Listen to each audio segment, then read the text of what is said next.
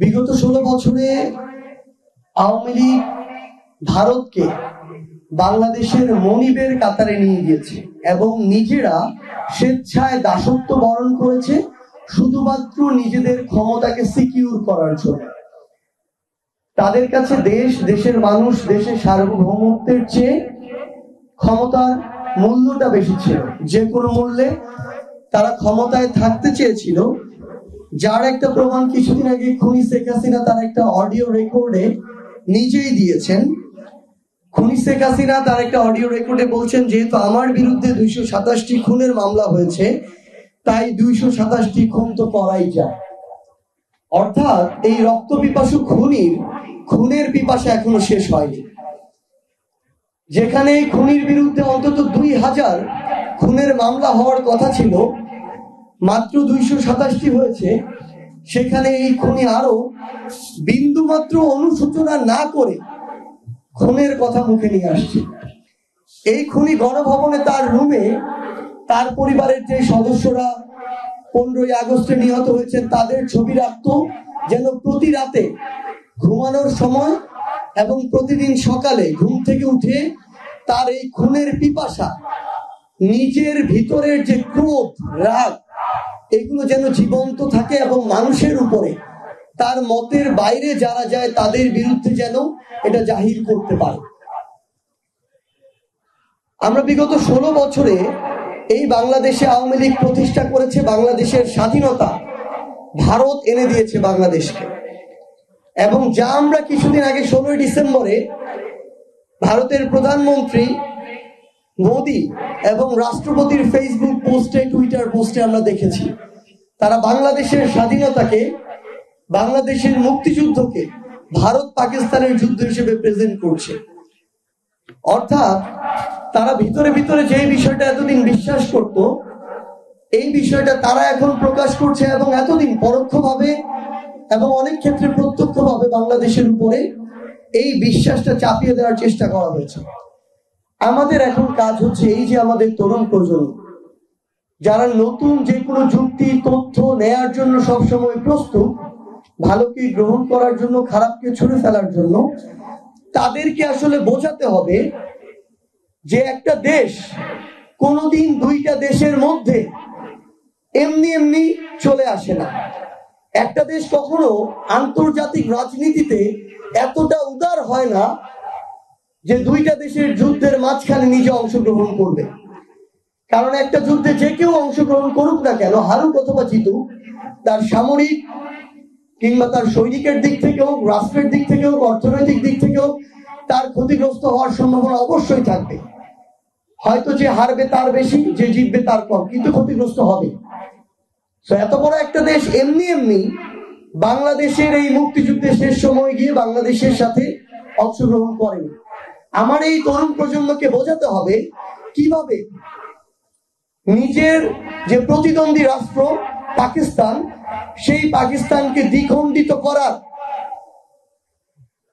যে সবচেয়ে বড় অন্তর্নিহিত ইচ্ছা, সেই ইচ্ছার বহিঃপ্রকাশ 1971 সালে ভারত করেছে। আমাদের এই তরুণ প্রজন্মকে বোঝাতে হবে যে শুধুমাত্র বাংলাদেশের মানুষের জন্য নয়, বরং নিজের 7 সিস্টার্সকে সেভ করার জন্য কিভাবে ভারত এই মুক্তিযুদ্ধে অংশগ্রহণ করেছে। যেই 7 সিস্টার্স 71 এর আগে তাদের ভিতরের যে কালচার, মতপার্থক্য, বিভিন্ন ধরনের পরিবেশ পরিস্থিতির কারণে প্রায় বিদ্রোহের মধ্যে থাকতো, ওই 7 সিস্টার্স সংলগ্ন যখন পাকিস্তানের একটি বড় অংশ ছিল, তখন ভারত এটার ভয় পেত যে কখন আমি না দ্বিখণ্ডিত হয়ে যাই। সেই ভারত এটার ভয় থাকতো যে আমার বাংলাদেশের এখন 3 পাশে যেমন ভারত, একইভাবে ভারতের 3 পাশেও এই ভূখণ্ডের বাংলাদেশ আছে। আবার এই ভূখণ্ডের সাথে এক পাশে আমার মিয়ানমার, উপরে নেপাল, ভুটান, পাশে আমার চীন। ভারতের মনে তখন এই ভয়টা এবং এই স্বার্থটা সবচেয়ে বেশি ছিল যে এখন যদি এই সুযোগে আমি পাকিস্তানকে দ্বিখণ্ডিত না করতে পারি, কিংবা এই সহযোগিতাটুকু না করে আমি আমার নিজের সার্বভৌমত্ব রক্ষা করতে পারি, তাহলে কখন না আমি দ্বিখণ্ডিত হই। তারা যখন নিজের সার্বভৌমত্ব রক্ষার জন্য এই যুদ্ধে আসলো, তখন এই বাংলাদেশের সবচেয়ে বড় থ্রেটের সম্মুখীন হলো আমাদের সার্বভৌমত্ব। এবং সেই থ্রেট 1971 থেকে শুরু করে এই 24-এর অভ্যুত্থান পরবর্তী সময়ে প্রত্যক্ষ এবং পরোক্ষভাবে ছিল।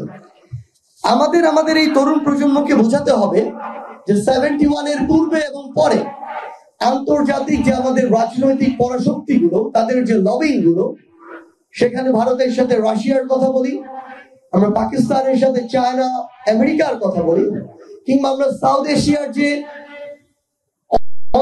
আমাদের রাজনীতিগুলো ছিল, যে বিভিন্ন গ্রুপগুলো ছিল, এগুলোতে নিজের যে ক্ষমতা সেটি টিকিয়ে রাখার জন্য ভারত কিভাবে এখানে অংশগ্রহণ করেছে, এবং সেটি সেই স্বার্থগুলো না থাকলে ভারত যে এই মুক্তিযুদ্ধে অংশগ্রহণ করতো না, এগুলো আমাদের তরুণ প্রজন্মের সামনে তুলে ধরতে হবে। সো আমরা যখন আমাদের জায়গা থেকে এই বিষয়গুলো তুলে ধরতে পারবো, তখন তরুণ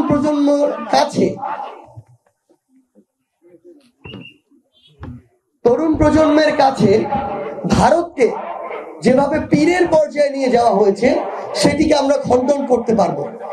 আমরা আধিপত্যবাদ যদি খণ্ডন করতে চাই, এই আধিপত্যবাদ যে প্যারামিটার গুলো দিয়ে তৈরি হয়েছে সেগুলো আমাদের আগে ভাঙতে হবে।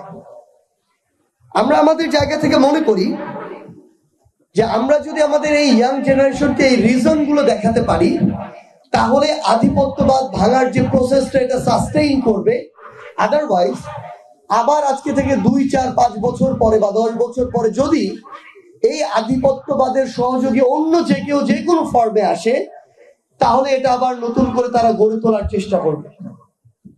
সো আমাদের জায়গা থেকে আপনাদের সকলের প্রতি অনুরোধ থাকবে, যে যার জায়গা থেকে পারে, একজন শিক্ষাবিদ, একজন সিভিল সোসাইটির অংশ, রাজনীতিবিদ, ধর্মীয় যারা নেতা রয়েছেন, সকলে যেন আমরা আমাদের জায়গা থেকে 71-এর সময় এবং তার পরবর্তী সময় ভারতের যে ভূমিকা, যে ভূমিকাগুলো কোনগুলো ভারতের স্বার্থে ছিল, কোনগুলো আমাদের স্বার্থে ছিল, এগুলো যেন আমরা স্পষ্টভাবে আমাদের লেখায়, কথায়, চিন্তায় তুলে ধরি। এবং 71 পরবর্তী সময়ে কিভাবে স্পেশালি ওই 72-এর শুরুর দিকে ভারতের ওই সৈন্যরা আমার দেশ এক কথায় লুটপাট করেছে, আমার দেশের যখন যেই ঘরে ঢোকার ইচ্ছা হয়েছে ঢুকেছে, আমার যে মা বোনকে ছুঁয়ে দেখতে চেয়েছে ছুঁয়ে দেখেছে, সম্ভ্রমের হানি ঘটিয়েছে, এই কথাগুলো বাংলাদেশের সামনে, মানুষের সামনে আসা উচিত। তখনই আমরা এই রেজিমটা ধীরে ধীরে আমাদের জায়গা থেকে ভাঙতে পারবো।